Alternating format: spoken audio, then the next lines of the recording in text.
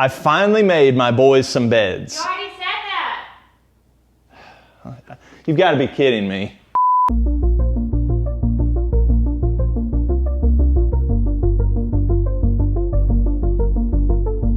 Well, here are the beds that I made for my boys. So what if it took 2 years? I still made them, okay? If you didn't watch the first video in this project, you might want to check that one out first. But to catch you up, our boys were sleeping on the floor for about 2 years. In the last video, I sourced some lumber, milled it into panels and frame pieces, and worked out what the design will look like.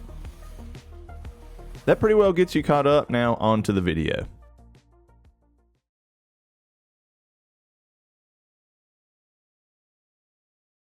The time has come to figure out what we need our panels to be for their final size. And it has been recommended to me to take whatever your mortise dimension is inside of here and subtract a 1/4 inch. So what that's going to do is allow an 1/8 inch on each side for the space balls that I'm going to use in there. You'll see those a little bit later. They're not here yet. But I can't get a tape measure down in this mortise because it's 3/8 of an inch. So how are you going to do this? Here's one easy way. The footboard panels were a little bit too wide. I'm going to have to trim some off of them anyway. So I trimmed a little 1/4 inch piece off and then cut it in half.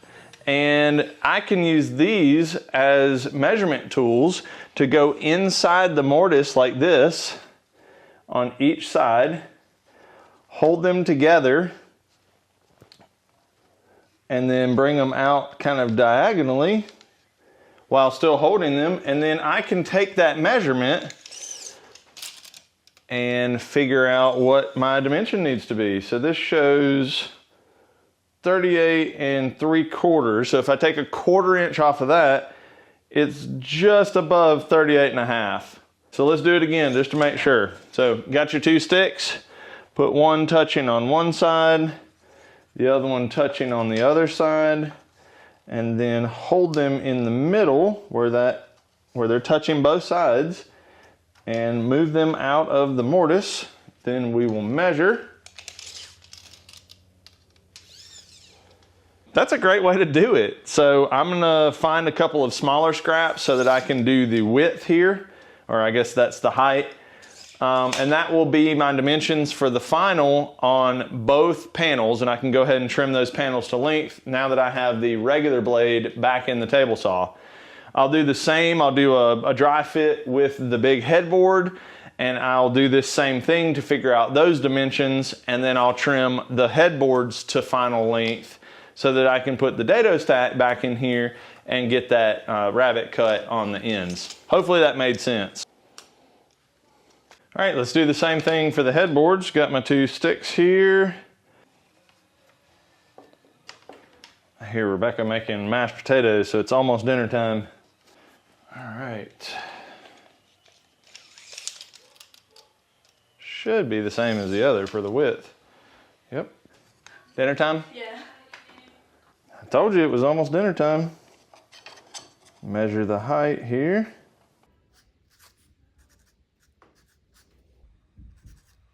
I was noting all of this on some pieces of tape as I found out the measurements. I do not lean on my memory with this kind of thing. It's just too easy to get it wrong. Now that I have those final dimensions of my panels, I can trim them down. I trimmed the long edges at the table saw and the short edges of the panels with the track saw. I don't have any kind of crosscut sled that was wide enough to do that at the table saw safely.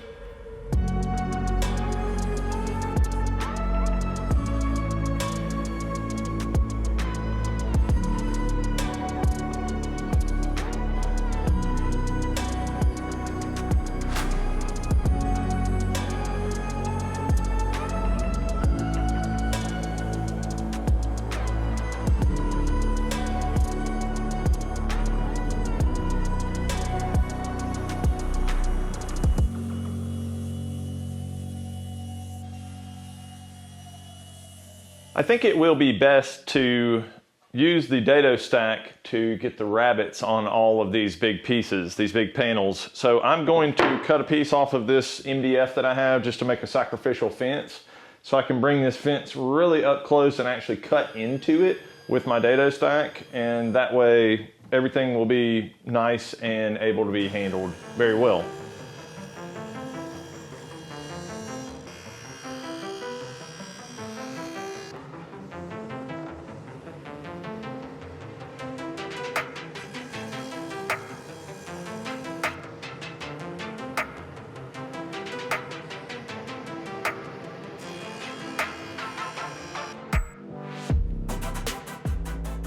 The same principle applies here as when you're using a router on the edge of a piece. Start on the end-grain sections. That way, if you get a little bit of blowout as you turn it and run along the long grain section, it should clean it up just fine.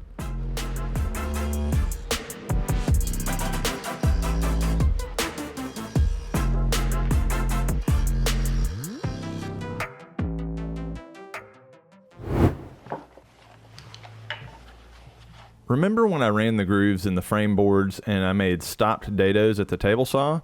Well, I didn't want to be able to see those grooves, so I had to stop them pretty short. Because I was using the table saw for this, it left some pretty curved parts that ended up preventing the panel from seating fully. I started out by trying to correct this with using a chisel and trying to just take it out that way, but it turned out to be a good bit easier and faster to just mark on the corners of my actual panel and remove a little bit of those corners so that they could fit nicely into the grooves.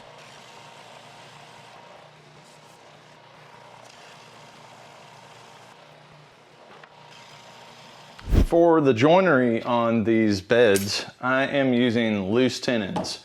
So I have a Domino joiner, and that's what I'll be using. Obviously, you can use something else that you have, but I have that, so I'm going to use it. So I've marked where I need to put my dominoes. I'm going to be using these really cool hold down clamps that fit in my dog holes from Bessie.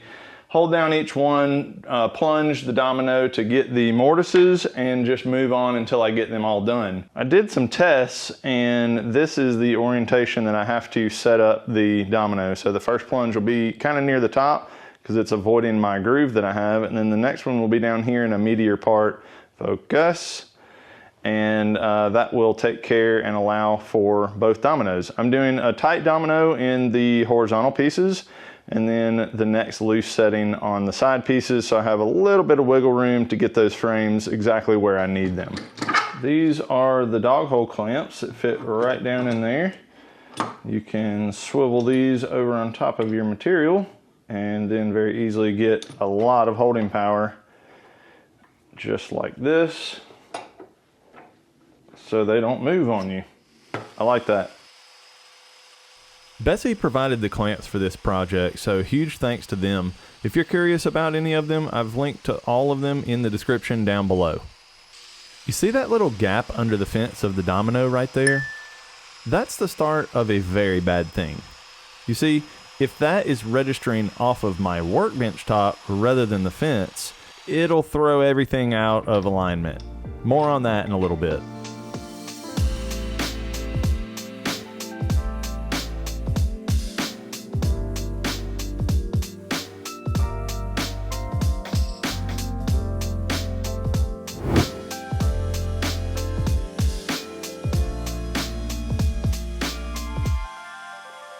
For the slats that go underneath the mattress, I wasn't going to do much to them. I just wanted to knock off the sharp edges, and I used a 1/8 inch roundover bit in my router to do that.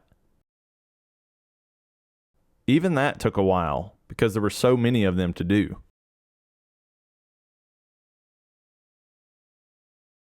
I made up a quick taper jig. I used this one for some other things. This angle was a little bit too steep. It wasn't cooperating here.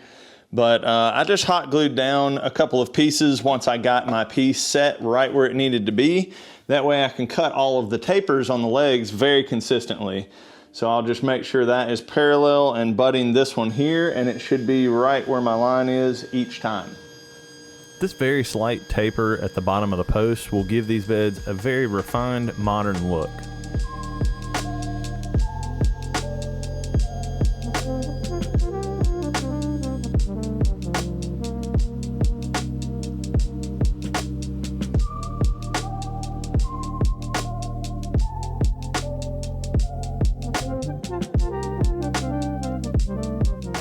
And here's another mistake up close. Remember in the first video when I mentioned that the first of the posts that I cut the dados into, I went to the wrong line?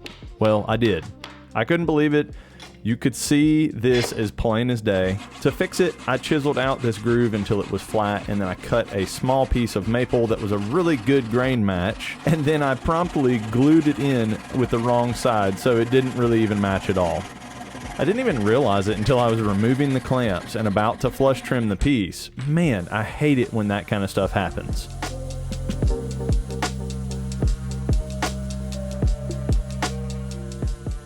In this little bag, I have some things called space balls. I know it sounds like a funny movie, but these tiny little things go in the grooves, the mortises, and they've been used by cabinet makers for years to hold floating panels like cabinet doors without them rattling, but they can still compress a little bit and allow for seasonal wood movement over the years. So I don't really need them on the ends because the wood's not going to move this way. It moves across the grain, or I guess across the width of the grain. So I'm going to put a few in these top and bottom panels as I glue this together, and it should allow for that seasonal wood movement. Try not to get glue absolutely everywhere. Get some in these mortises. Because of using the space balls, the frame and panel have to have a little bit of clamping pressure in order for you to even be able to adjust things and make them all come together.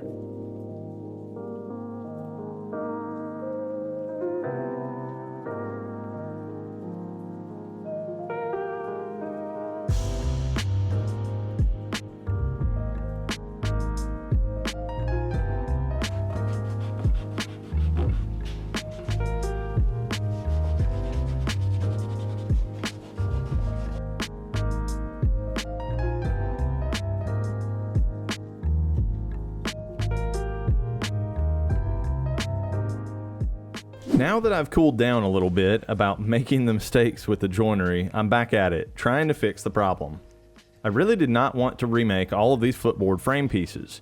What I decided to do was just glue in a domino where I had mistakenly put the holes. I would then be able to do it all again, but in the right spots this time.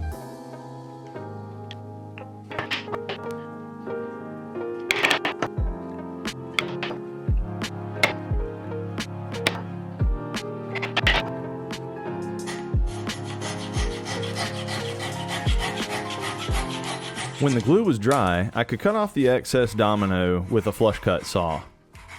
These dominoes are made out of beech wood, so it makes for a good filler. Since they're hardwood, when the new holes are made, there will be lots of glue surface still for the new dominoes to adhere to. I know it looks a little wonky, but I had already made these mortises loose in that one direction. By gluing these in and then cutting the mortise again, the place where the strength comes from is the flat parts of the mortise.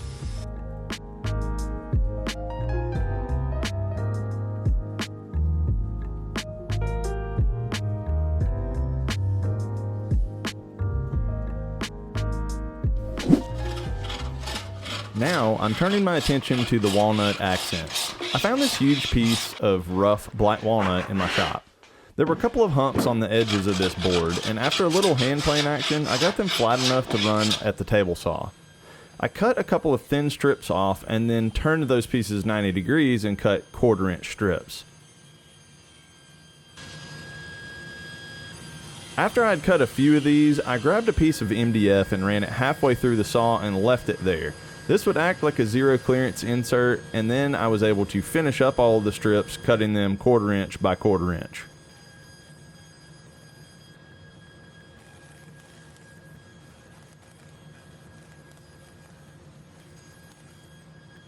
There were a few saw marks on the strips, so they had to be sanded, unfortunately. Doing this by hand was less than desirable, but it was definitely the best way. These were so small and fragile, I think using a sander would have just torn them up and made the edges not be sharp. So I just settled in for a long sanding session. To bring out some of the color and figure in the black walnut, I wiped on a couple of coats of an oil-based wiping poly. I'm spraying water-based finish on the rest of the beds, and that just makes black walnut look dull.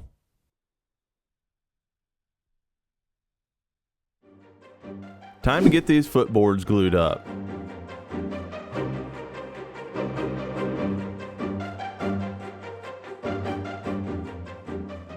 Next, I turned my attention to the rails. I cut them to the final length off camera and then cut some strips that were about 1.25 inches wide.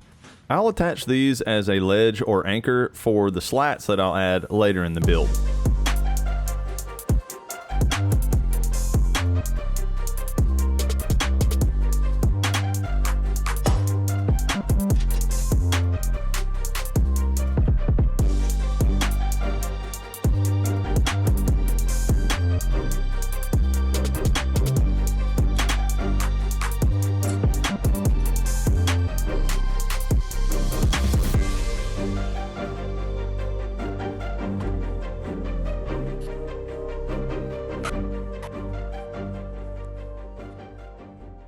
Despite my best efforts to wipe the excess glue off, you could still see some squeeze out at the joints.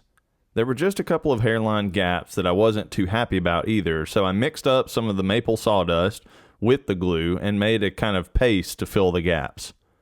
After sanding it all down, it looked pretty darn good.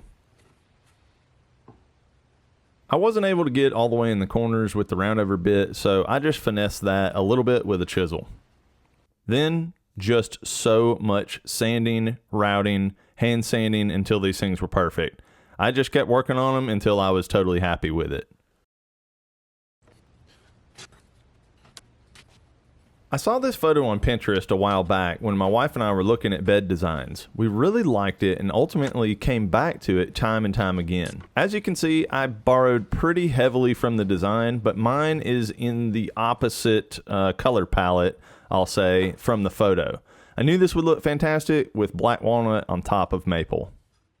I started by just laying out some of the strips, trying to see what angles I liked and how close to one side I wanted the design. I wanted it a little bit off-centered. Then I used my angle gauge to figure out at which angles the strips met the headboard. From there, I could cut the walnut strips to final length and then just glue them on.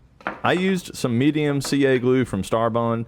I'm an affiliate of Starbond, so if you're needing some CA glue, epoxy, or anything else they offer, I have a coupon code in the description that saves you 15%. Check it out. I just made my way one walnut strip at a time until I reached the point of changing angles. I used some spacer blocks in between each of the strips to keep everything consistent.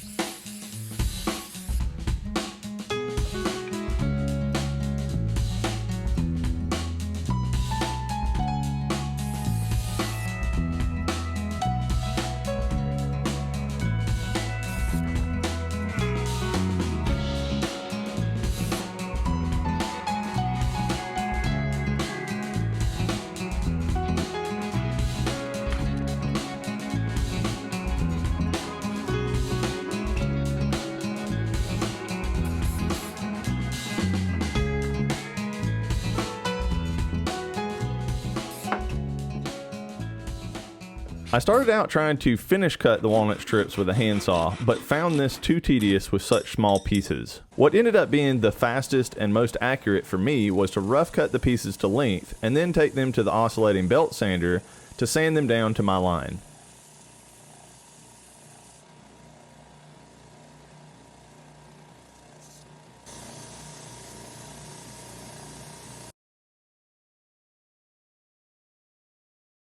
Then I just had to repeat everything for the other headboard. I guess I thought I would need a lot more of these little strips. I was way off. I have a bunch of these left over and they took me a while to make, so I'm wondering, what could I make using them?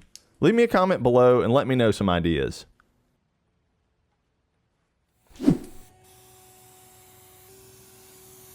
As I mentioned earlier, I'm spraying on some water-based polyurethane here. We did not want this maple to amber at all, and that's why we went that route. There was a lot of spraying involved to get both beds totally covered, and on many things I did 2 or 3 top coats, sanding in between very lightly with some 400 grit sandpaper. For the bed slats, I only sprayed 1 coat on both sides just to kind of seal them, but again, they didn't have to be really coated or pretty because they're going to be underneath the mattress. I really do love seeing the curl and the maple come out as I started adding finish. It's just so satisfying to see it revealed right before your eyes.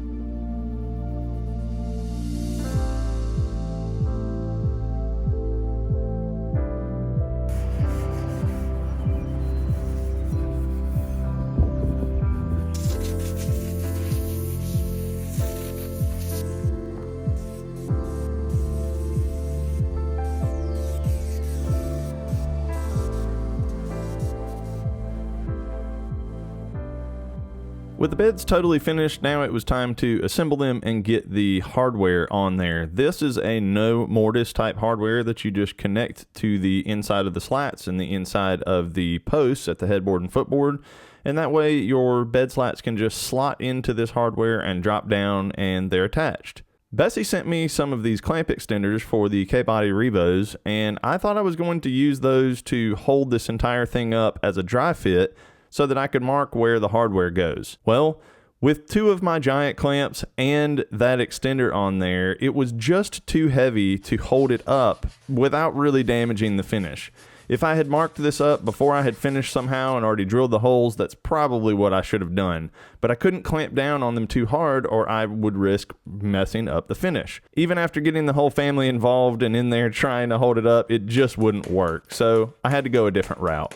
Another problem I had was that when I measured the hardware ahead of time to make sure that it would fit on the size posts I was creating, I thought, sure, everything's fine. Well, I just put that thing centered on the post, not even taking into account that it would be offset because it would be screwed to the rail.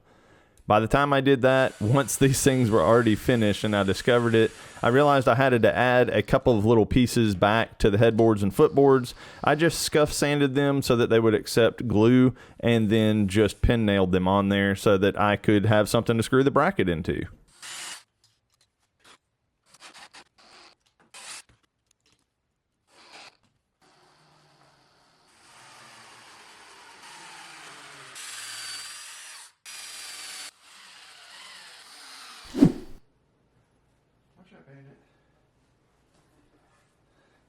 Assembly on these is pretty easy, but it's even easier if you have a second person. I like to attach the rails to the headboard both together, and then someone can lift them while someone attaches the footboard. It's really just as easy as slotting the metal bracket pieces from the rails into the one connected on the footboard and headboard, and then they just slot into place. Then there is a screw in each of the corners that locks the bracket in place so that it won't accidentally get bumped, even though I think that's very unlikely. I'm an explorer. Then I checked for square by measuring the diagonals. It was slightly off, maybe a 1/16, so I just had to bump it barely and then it was perfect. 86.5 plus. Yeah, we're within a 32nd of square. I'm good with that.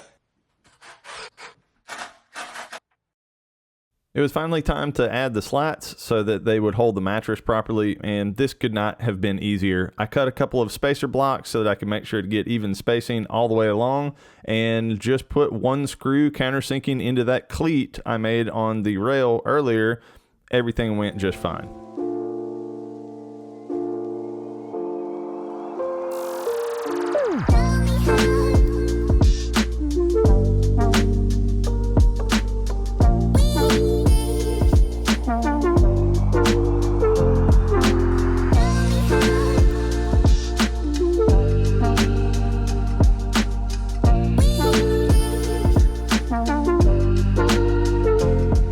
In every project, you run into issues. It's really about how you handle those issues along the way. And for me, that's one of the most satisfying parts, is overcoming that obstacle and still coming out with something cool in the end. See ya.